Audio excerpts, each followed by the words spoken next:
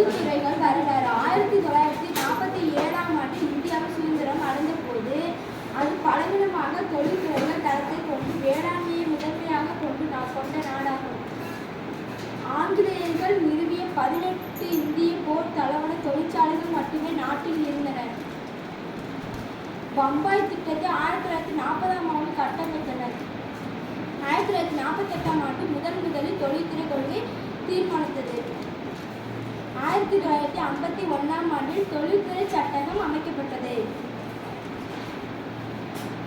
1956 முதல் 1960ஆம் ஆண்டு தொழில்துறை கொள்கை தீர்மானமும் தேசிய தொழிலமையாக்கல் கொள்கையை பூர்த்தி செய்ய பொதுத்துறை வலியுறுத்தியது. Doctor B. கிருஷ்ணமூர்த்தி இந்தியாவில் புள்ளிவிவர நிபுணர் பேராபிசி சேலானாவிஸ் அதன் உருவாக்கத்தை தொழிற்துறை கொள்கையால் முதன்மையாக செயல்பட்டனர்.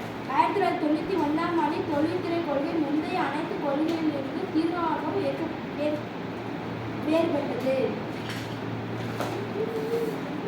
நிதி ஆயோக் என்பது 65 ஆண்டுகள் பழமையான திட்டக்குழுவுக்கு மாற்றாக அமைக்கப்பட்ட குழுவாகும். நிதி ஆயோக் 2015 முதல் 1ஆம் தேதியிலிருந்து நிதி ஆயோக் செயல்பு தொடங்கியுள்ளது. 1956ஆம் ஆண்டு தொழில்துறை கொள்கை தீர்மானத்தின் வாயிலாக அதன் தோற்றத்தை காண்டன.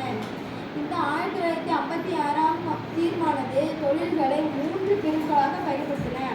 அரசுக்குரிய சொந்தமான தொழில்கள் அட்டவணையே குறிப்பிடப்படுகின்றன. தனியார் துறை தொழில்கள் மாநிலம் தன் பொருளில் தொடங்கும் புதிய அளவுகள் மற்றும் முயற்சிகள் துணை புரியக்கூடிய தொழிலாளர்கள் அட்டவணை பி குறிப்பிடப்படுகின்றன. மீதமுள்ள தொழில்கள் தனியார் துறைகள் அட்டவணை சி என குறிப்பிடப்படுகிறது.